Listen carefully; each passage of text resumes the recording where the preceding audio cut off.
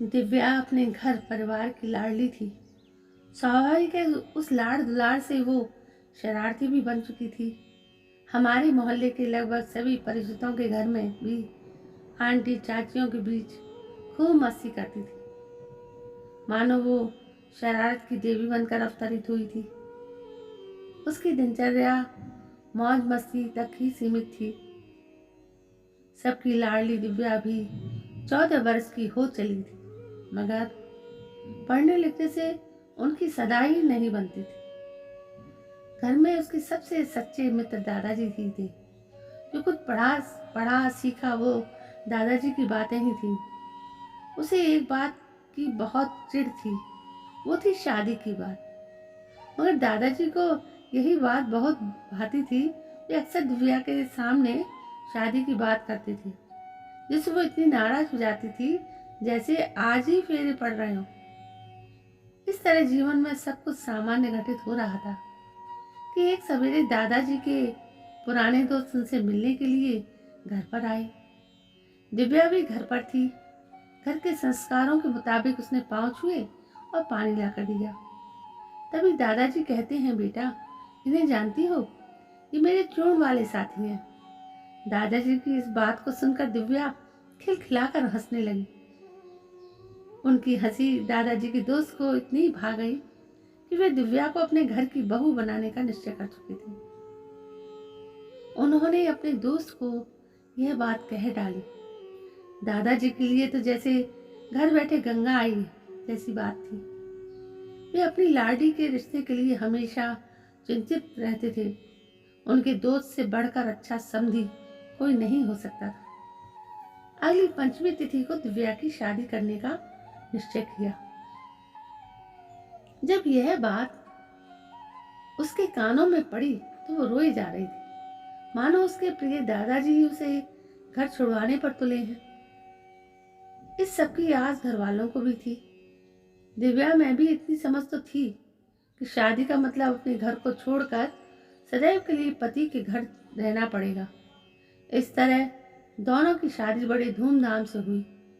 शादी के बाद पति पत्नी पहली बार मिले और अगले दिन दिव्या के पिता बेटी को लेने के लिए आए। इस तरह गृहस्थ जीवन चलता रहा। दिव्या कभी अपने ससुराल तो कभी मायके आती जाती और जिंदगी चल रही। दिव्या और उसके पति के बीच अक्सर बच्चों की तरह कहासुनी होती रहती थी।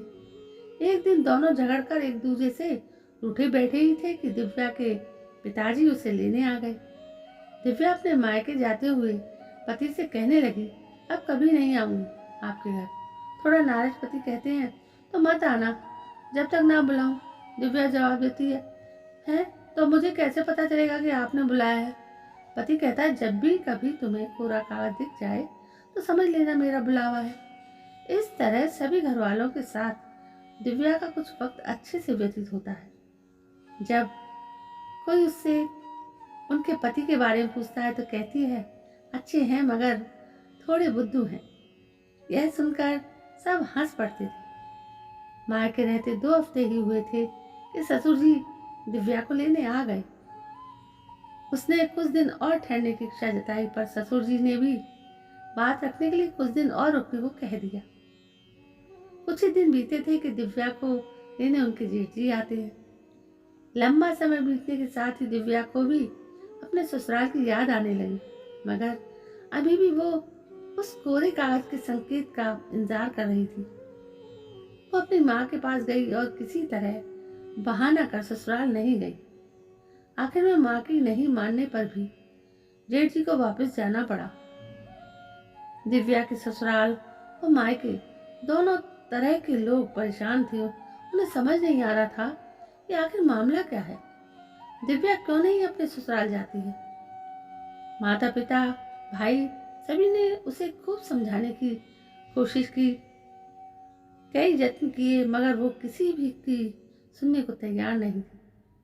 ससुराल में जब दिव्या के न जाने की चर्चा बढ़ने लगी तो दिव्या के पति ने स्वतः ही कोरे कागज वाली कहानी सभी को बता दी। बस फिर क्या था, दिव्या के ससुर जी अगले दिन एक कोरा कागज लेकर दिव्या को लेने आ गए। उसे भी कागज का इंतजार था। वो कागज को देखते ही उस पर अपने पति का नाम लिखकर अपना सामान बांधकर अगले दिन अपने ससुर जी के साथ पति के घर चली आई। दिव्या का पति भी इस घटना से बेहद मर्मज्ञ हो चुका था। इस तरह दिव्या को अपने मनचाहे पतिदेव पुनः प्राप्त हो गए। दोनों ने मिलकर खूब बातें की। आज भी वे खुशी से जीवन व्यतीत करते हैं। जब कभी उनके बीच कागज का जिक्र आता है तो दोनों के चेहरे पर एक हल्की मुस्कान अवश्य आ जाती है। वो अब मेरे सामने खड़ी थी जैसे स्वर्ग से उतरी कोई परी हो। मेरी नजरों में जैसी उसकी तस्वीर कैद हो गई। मैं तो बस उसे घूरे जा रहा था। नजरें हट नहीं रही थी। अचानक हाथ से चाय का गिलास गिर गया। तब सकपक आ गया। तभी एक नजर उसने भी मिलाई। चाय वाले को गिलास के पैसे भी लौटाकर फिर उन्हें ही देखने लग गया। बड़ी खूबसूरत मॉर्निंग थी। वो होटल से पापा के लिए मिठाई लेने आई थी। कुछ समय बाद फिर वो अपने पापा के साथ चली गई। पर मैं भी होटल पर जैसे कुछ उधार कर आया। शायद उसके ख्यालों की उधारी थी, इसलिए अब रोजाना मैं वहां जाने लगा। वो भी रोजाना आती थी। मैं उन्हें जी भर के देखता था। हम दोनों के बीच अनसुनी और अनकही बातें होती रही जो आंखों से जुबान तक नहीं पहुंच सकी। मेरी पढ़ाई पूरी हो गई। मैं एक स्कूल में प्रिंसिपल बन गया। एक दिन उसी कॉलेज में मेहंदी लगाए वो परी को एक बच्चे के साथ आते देखा। दिल ने मुझे कहा, एक बार हिम्मत करके दिल की बात उनको बता दो, लेकिन मन में भी लज्जा थी। मैं बस उन्हें ही देखे जा रहा था। वो धीरे धीरे मुझसे दूर होती गई। मैं तेजी से दौड़ा और उनकी तरफ गया। कुछ कदम जाने के बाद आहट सुनकर वो पीछे मुड़ी और मेरे कदम वहीं थम गए। सांसें फूल रही थी। वो मुड़कर बोली, प्यार करना आता है, इजहार करना नहीं आता, दिल तोड़ना नहीं आता। शायद गिलास तोड़ने वाले दिल टूटने की आवाज़ सुन नहीं पाते हैं। उन्हें किसी के दिल का टूटना गिलास टूटने जैसा ही तो लगता है। इतना कहकर वो चल पड़ी और जाते जाते ये कह गई, काश तुम्हें प्यार का इजहार भी करना आता। तो दोस्तों, ये थी एक मार्मिक कहानी, एक प्यार की कहानी, एक लव स्टोरी जो आज मैं आपके लिए लेके आई थी। मुझे बहुत पसंद थी ये स्टोरी, इसलिए मैंने सोचा आप लोगों से ये स्टोरी शेयर करूं। आपको ज़रूर पसंद आएगी। आपने यदि इसे पूरा पढ़ लिया तब आप प्यार का मतलब समझ जाएंगे। दोस्तों, ऐसी ही कहानी लेकर मैं फिर से हाजिर होती हूँ आपके सामने। तब तक के लिए मैं आपसे विदा लेती हूँ और हो सके तो मेरे इस चैनल को सब्सक्राइब जरूर करना।